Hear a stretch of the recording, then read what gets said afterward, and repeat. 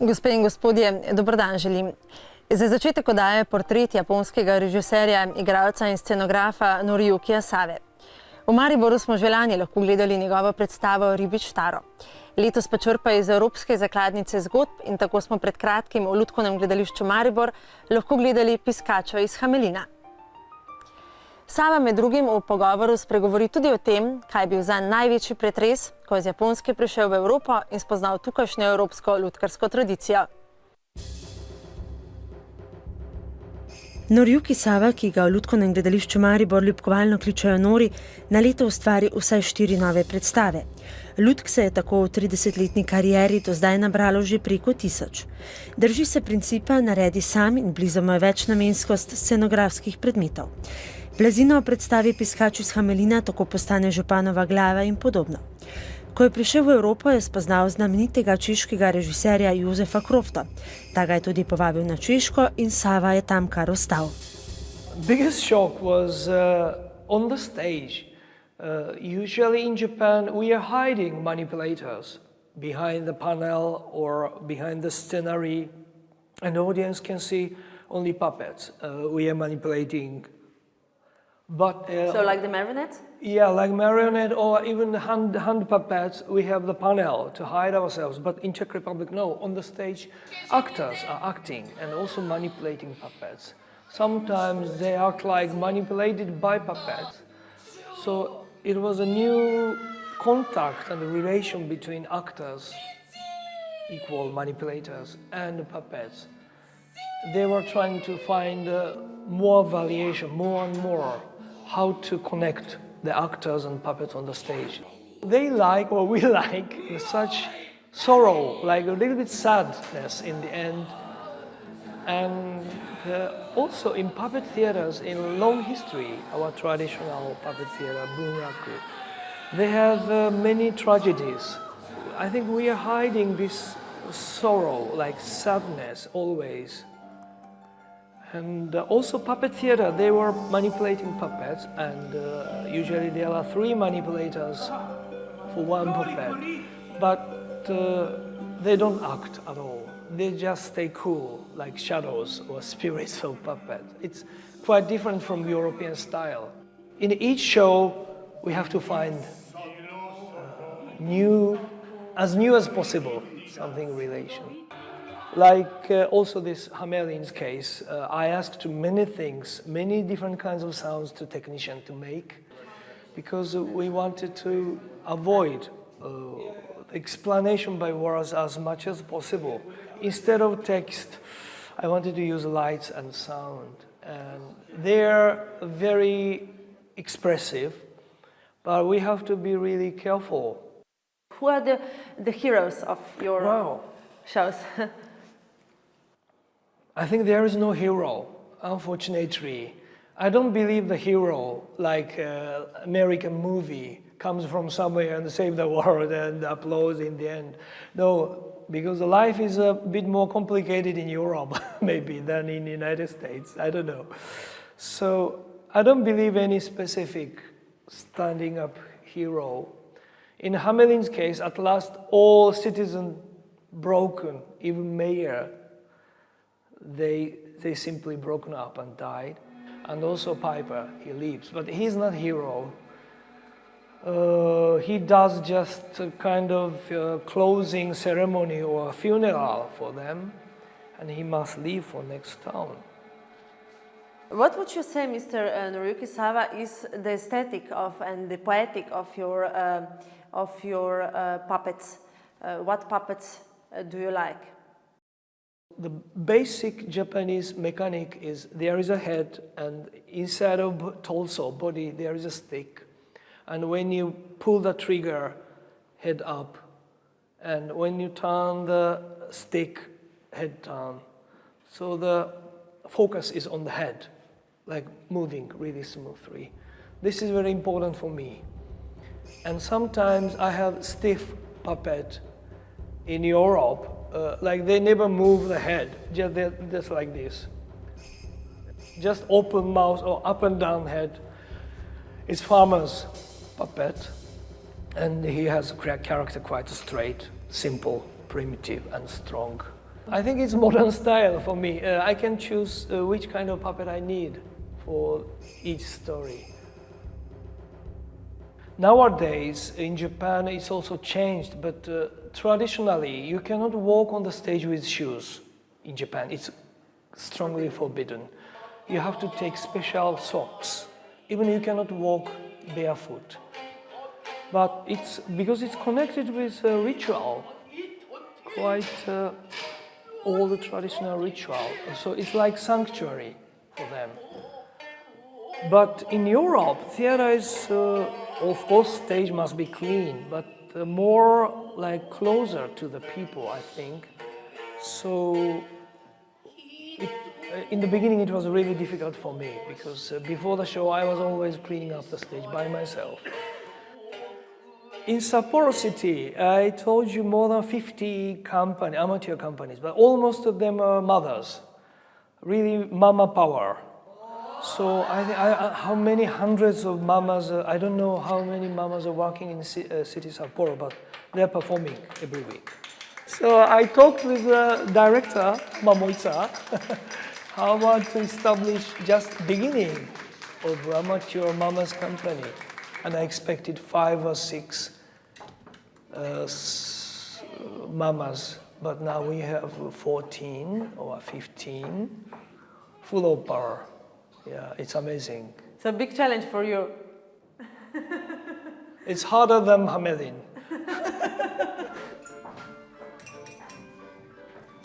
When you're not occupied with the puppetry, what do you do? I'm trying to remember when it was last time I was not occupied.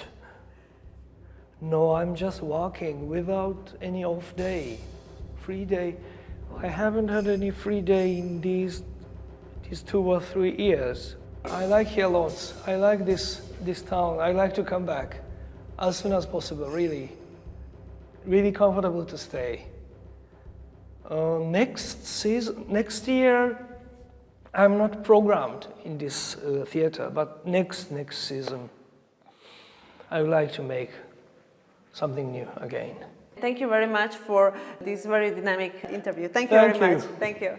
Hvala lepa.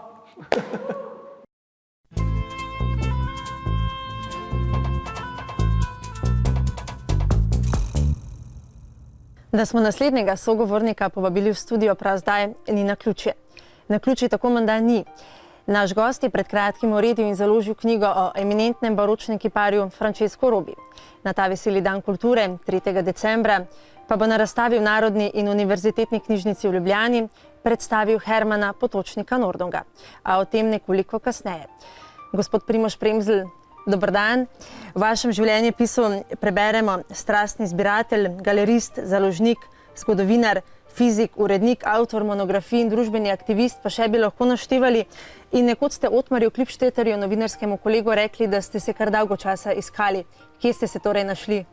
Najprej dober dan. Ja, očitno sem se zelo pozno našel. Našel sem se pa dobrih 20 let nazaj, ko, kot ste rekli, ni naključij. Zgodilo se je to, da sem spoznal akademskega kiparja Franca Mesariča v Murski Soboti, ki je bil takrat tehnični in likovni urednik Pomurske založbe. In Pomurska založba mi je ponudila, da pri njih izdam knjigo Pozdrav iz Maribora, mesto na starih razglednicah. In začelo se je. Skratka, to je bila moja prva knjiga. V nekaj mesecih sem se priučil te založniške obrti. Že naslednje leto sem izdal prvo samostojno knjigo v Mariboru, skratka z pokojnim dr. Sergejem Brišerjem, po poteh stare umetnosti. In tako se je nadaljevalo do te knjige, ki že nosi številko 42. Ja, potrebno je povedati, da je to izjemno zahteven projekt, da sam avtor, dr. Matej Klemenčič, na raziskovanju Francesca Robe dela 20 let, da je dolgo časa iskal založnika, da je celo največja slovenska založba zavrnila izdajo te knjige, ker se jim je zdela tehnično prezahtevna in tudi komercialno premalo zanimiva. V glavnem, jaz nisem dosta razmišljal, ko mi je ta projekt bil ponujen, ker sem pač videl v tem velik izziv. Prvič gre za res našega najpomembnejšega baročnega kiparja in takšna prilika se ti ne ponudi vsak dan. Priprave so potekale 4 leta, bilo je nekoliko zakasnitve zaradi vedno novih odkritij, ki jih je pridobil dr. Klemenčič, predvsem z raziskovanjem v Firencah, v Nemškem umetnostno-zgodovinskem inštitutu. Ampak bilo je vredno počakati tudi na agenciji za knjigo, kjer so knjigo, moram reči, izdatno podprli, so imeli razumevanje do te zakasnitve in knjiga je pred nami. Bi rekli, da je to eden vaših pomembnejših založniških projektov v zadnjih letih? Absolutno, eden od pomembnejših, čeprav med omenjenimi 42 knjigami je marsikatera pomembna, od Ptujskega statuta iz 14. stoletja do monografije Marija Zavetnica na Ptujski gori, Mariborske vedute in tako dalje. Tako da je zagotovo ena izmed 10 mojih najpomembnejših izdaj. Glede na to, da ste pri knjigi sodelovali tudi kot urednik, ne zgolj kot založnik, kako sta torej z dr. Matejem Klemenčičem zasnovala knjigo oziroma monografijo? Ja, moram povedati, da je snovanje monografije kiparja mnogo težje kot snovanje monografije enega slikarja. Namreč ponavadi pri slikarskih monografijah je ali ena ali dve reprodukciji na stran. V tej monografiji se slike prepletajo in jih je celo po 3-4 na eni strani, hkrati pa je seveda potrebno skrbeti za likovno podobo same knjige in pa hkrati, da tudi seveda besedilo teče vzporedno z slikovnim gradivom, ki je objavljeno. Dr. Matej Klemenčič je v nekem intervjuju tako duhovito dejal, da je bil Francesco Roba vsemi žavbami namazan, kot radi rečemo. Kaj ste si pa vi mogoče najbolj zapomnili iz njegovega življenja? Kaj vas je najbolj pritegnilo, nagovorilo? Te umetnike je v prvi vrsti zaznamovalo tudi to, da so poleg izjemno plodovitega ustvarjalnega dela bili tudi plodoviti kot očetje. Namreč vsi so imeli vsaj 15 ali več otrok, čeprav seveda treba je vedeti, da je tudi precej teh otrok zelo kmalu umrlo. Francesca Robo pa je tudi zaznamovalo to, da je poleg kiparske delavnice in objektov, kjer je to snoval, se precej ukvarjal tudi z sodnimi spori. Vi sicer s sodiščem verjetno nimate žal, čeprav ste tudi družbeni aktivistka, ne, gospod Premzl? In ena takšnih družbenih akcij je bilo tudi opozarjanje na Evropsko prestolnico kulture 640 dni pred samim začetkom. Zakaj natančno je šlo? No, moja prva akcija je seveda bila speljana leta 2009, že na začetku parka, če se spomnite, ob tej nesrečni rezbariji, ko je bilo izmaličeno drevo v živo. Enostavno tega nisem mogel prenesti in sem takrat že napovedal, da to ne bo Evropska prestolnica kulture, ampak ruralna prestolnica kulture. Ena od osebnosti, ki vas pa tudi zelo intrigira oziroma zelo zanima v zadnjem času, pa je pionir vesoljske tehnike v Sloveniji, Herman Potočnik Nordung. Zdi se mi, da sem že celo postal nekoliko obseden s Potočnikom. Skratka, čez teden dni bo sledi rezime, izide monografija o življenju Hermana Potočnika Nordunga, ki bo temeljila res izključno na arhivskih virih. Namreč predvsem me je motilo to, da se je v zadnjih letih začelo njegovo življenje potvarjati v namen določenega projekta in enostavno kot Mariborčan tega nisem dovolil, zato sem se tudi zakopal v arhive in to dokumentacijo iskal. V prvi vrsti me je pritegnil ta njegov humanistični pristop do dela in že v sami tej njegovi knjigi Problem vožnje po vesolju, kjer na koncu knjige omenja nevarnost zlorabe te tehnike v vojne namene. Dejali ste, da ste postali skoraj obsedeni z njim in ta obsedenost je šla skoraj tako daleč, da ste na Dunajskem pokopališču izbrskali celo njegov grob. Ja, kar se tega tiče, skratka, nekako že od nekdaj ne verjamem vsemu, kar je zapisano v knjigah. In v vseh knjigah, ki so do zdaj opisovale Potočnikovo življenje, je napisano, da je edina stvar, ki je za Potočnikom ostala, njegova knjiga.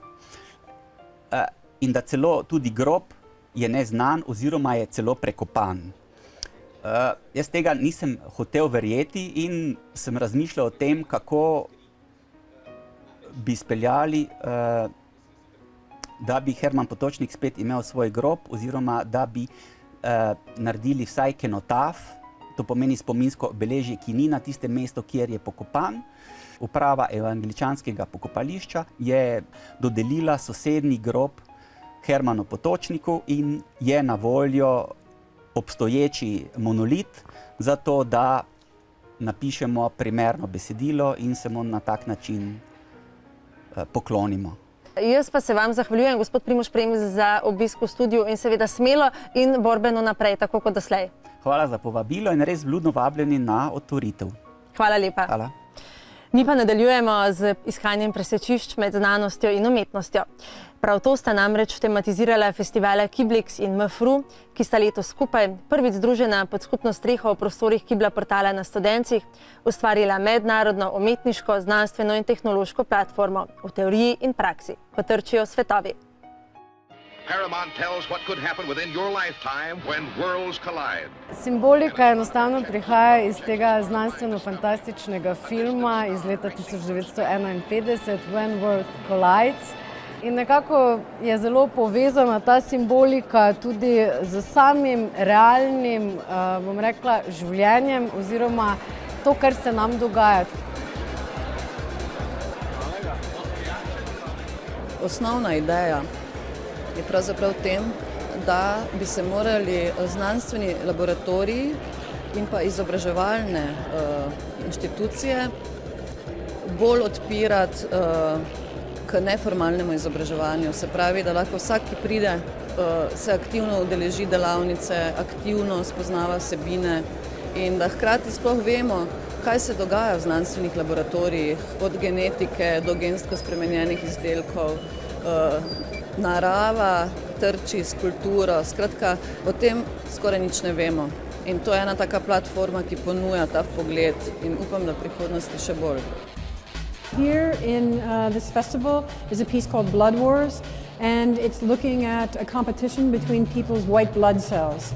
I'm really interested in the kind of marriage, if you will, between art and science because I'm really interested in working with living materials. The first living things that I was working with were transgenic rats. And so I was looking at these transgenic rats that are used to treat illnesses like some illnesses I have for myself. Technology, art, and science is a kind of combined knowledge that will make for great problem solving.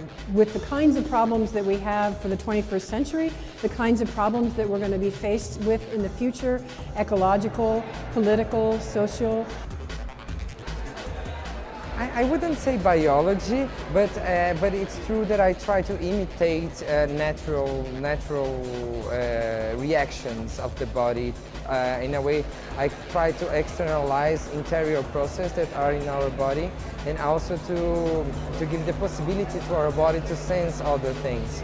Like for instance, this work that I'm presenting here, it's an interactive dress that reacts to electromagnetic waves. So, which is a thing that our body is not capable to do. But when you wear the dress, then you become able to sense these kind of things. It's more or less like you have a sort of a superpower. Mislim, da ravno to trčenje obeh svetov daje lahko tudi ful etične uvide oziroma odpira neka vprašanja, katera jih pripisujemo umetnosti. V preteklem letu sva z Iržem Kočico delala nano portretek Slavoja Žižka. Ne? In na ta način pač je to spet nekaj, kar je razvito v znanosti in mi v bistvu sam potegneva in to, da se pač reprezentira v drugem mediju. Ne? Vprašanja, ki so mogoče v mojem primeru res bolj splošne narave. What you can see is that I combine three systems, and I've been exploring that for quite a few years. I combine technological systems, ecological systems, and social systems. Sounds a little abstract, but I can give you a very good example of how it could look like. The project that I've been talking about during the Kiblix Festival is called Biomod. Biomod is an art project. It's a computer sculpture that we build out of recycled computer components. We make them work again, and then we build a living ecosystem inside the computer that uses the waste heat of all those electronics to grow and develop. So you get really a fusion of biology and electronics living, working together.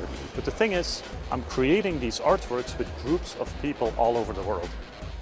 Angela Vermeulena sicer zelo navdušuje tudi kulturalizacija vesolja, iskanje živega v vesolju. Na Kiblixu pa smo kot predavatelja ujeli tudi Williama Myersa, avtorja dela Biodizajn, narava plus znanost plus ustvarjalnost. Oziroma, kot se glasi angleški izvirnik, Biodizajn, Nature plus Science plus Creativity, ki je šla lani v sodelovanju muzeja MoMA in britanske založbe Thames and Hudson. The way that I define it is an approach to art, architecture, or industrial design that uses biology in a creative way, in a new way. Now we understand so much more about how biology works, and we're under all this enormous pressure to make building and manufacturing more sustainable. So I think this leads us to doing biodesign in a new way, in a better way. One of my favorites is a kind of packaging solution that was developed in New York by a company called Ecovative Design. They grow using mushroom spores. They grow mycelium, which is the root system of mushrooms, and they shape that into molds just by setting up some agricultural waste and some soil, some water, and these spores. And this packaging will grow in a matter of days, and we can use it as a replacement for something like styrofoam.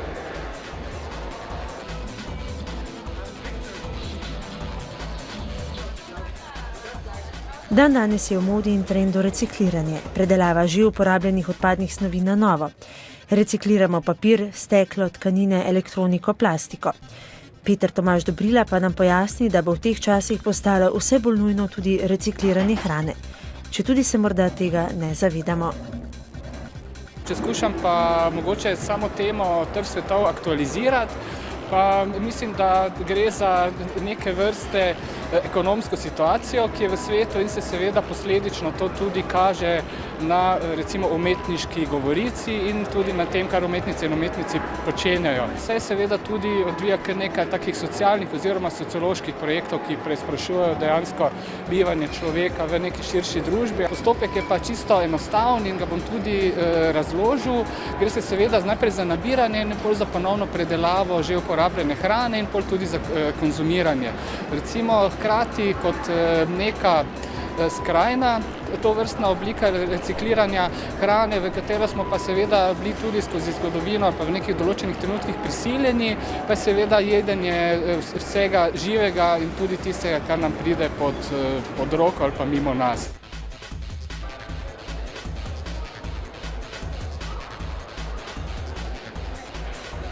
Razstava kot taka ni mišljena, da bi bila kot en tak klasičen razstavni prostor, ampak je v bistvu dinamičen prostor, ki povezuje različne entitete, različne ustvarjalce, umetnike, znanstvenike, kompjuterske frike, kot jih mi imenujemo.